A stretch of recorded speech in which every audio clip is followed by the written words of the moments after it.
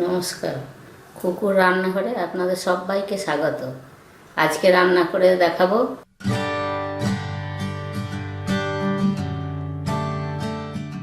ট্যাংরার ঝাল বানাবো। তার জন্য লাগছে ট্যাংরা মাছ,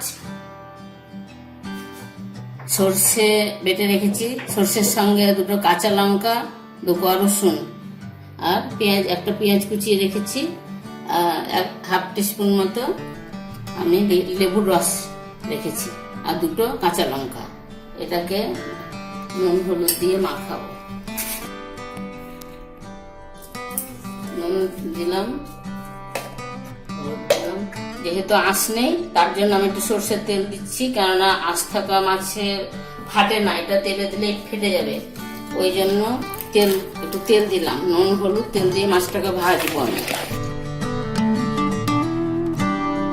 এবারে ভাত ভেজে নেব। গ্যাস জেলে ফ্রাই প্যানটা বসালাম। এবারে সর্ষের তেল দেব ভাজার জন্য। তেলটা গরম হয়ে গেছে।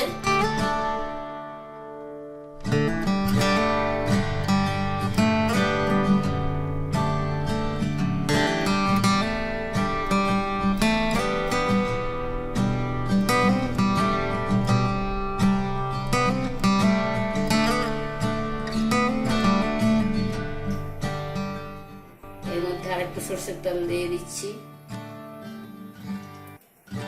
2 কাঁচা লঙ্কা, একটু কালো জিরে,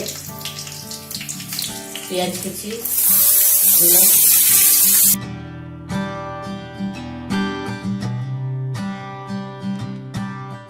পেঁয়াজটা ভাজা হয়ে গেছে, আমি সর্ষেটা দিয়ে দেবো। সর্ষে, কাঁচা লঙ্কা, রসুন একসঙ্গে করতে,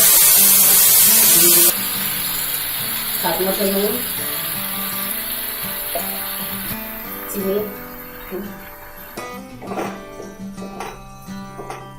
হলুদ দিলাম, মশলা ধোয়া জলটা দিলাম। এটা ফুটে উঠলে মাছটা দেবো, ততক্ষণ আমি ঢাকা দিয়ে রাখলাম।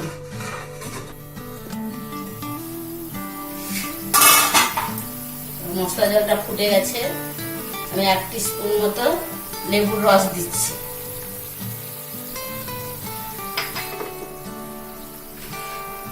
মাছগুলো দিয়ে দিচ্ছি।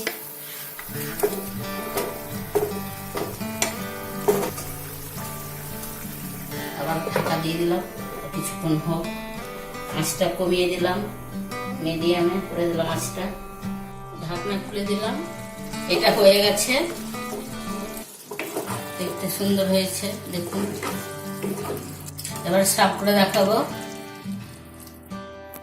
এই হয়ে গেল ট্যাংরা মাছের ঝাল। আপনারা এইভাবে রান্না করুন, খেতে খুব সুস্বাদু, দুর্দান্ত টেস্ট। আর আমি দিয়েছি লেবুর রস, আপনারা চাইলে না দিতেও পারেন। আমাদের বাড়িতে একটু টক ভালোবাসে তাই, কিন্তু আপনারা লেবুর রস ছাড়াও এভাবে রান্না করতে পারেন। খুবই সুস্বাদু হয়েছে, দেখতেও দেখুন খুব সুন্দর। এভাবে রান্না করুন।